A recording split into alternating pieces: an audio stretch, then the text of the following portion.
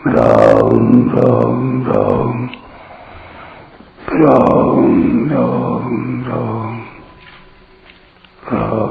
राम राम नारायण नारायण। संबंध 20वें श्लोक से 22वें श्लोक तक प्रकृति और पुरुष का विवेचन करके अब आगे के श्लोक में उन दोनों को तत्व से जानने का फल बताते हैं।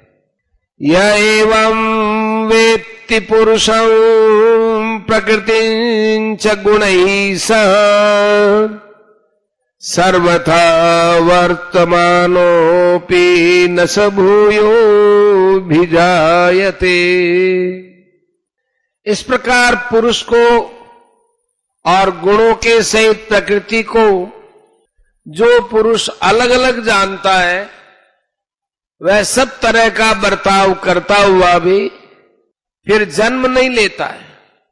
व्याख्या यह एवं वेत्ति पुरुषम प्रकृतिं च गुणैः सह सर्वथा वर्तमानोऽपि न स भूयो भी जायते। पूर्व श्लोक में देहेस्मिन् पुरुषः परः, इन पदों से पुरुष को देह से पर अर्थात संबंध रहित कहा है।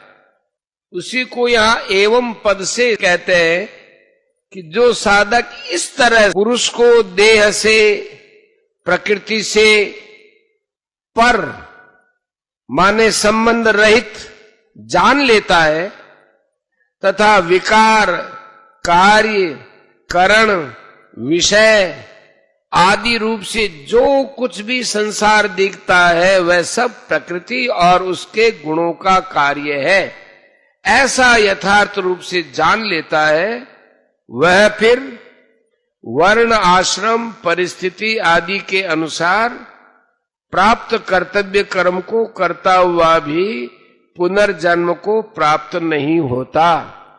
कारण कि जन्म होने में गुणों का संग ही कारण है। 13 का 21।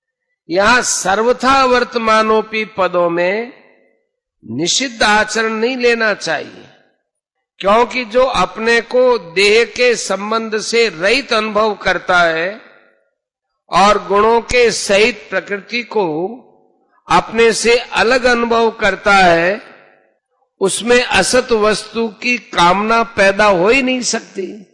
कामना न होने से उसके द्वारा निषिद्ध आचरण होना असंभव है, क्योंकि निषिद्ध आचरण के होने में कामना ही तो हेतु है। 3 का 37।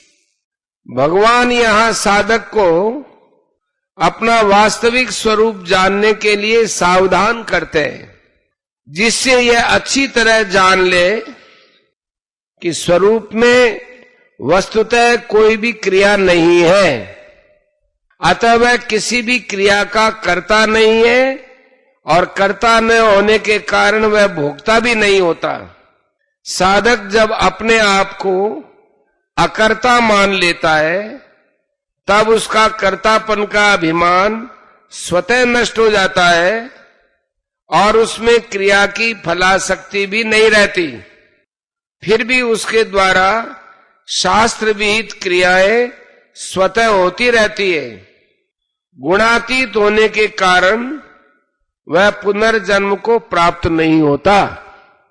परिशिष्ट भाव पूर्व श्लोक में आए देहेस्मिन् पुरुषः परः की व्याख्या इस श्लोक में करते हैं। जिसका विवेक जागृत हो गया है, देहेस्मिन् पुरुषः परः ये अनुभव में आ गया है, वह अपने वर्ण आश्रम के अनुसार सब कर्म करते हुए भी निर्लिप्त रहता है। वास्तव में मनुष्य मात्र का स्वरूप निर्लिप्त ही है, पर गुणों के संग से वह लिप्त हो जाता है और बार बार जन्मता मरता है। गुणों का संबंध प्रकृति के साथ है, पुरुष के साथ नहीं है। यह बात 19वें 20वें में कहकर आए। सर्वथा वर्तमानोपि इन पदों में आए अपीप्ता का तात्पर्य है कि वह आसक्त मनुष्य की तरह सब बर्ताव करता हुआ भी निर्विकार रहता है। तीसरे का 25वां, न स भूयो भी जायते।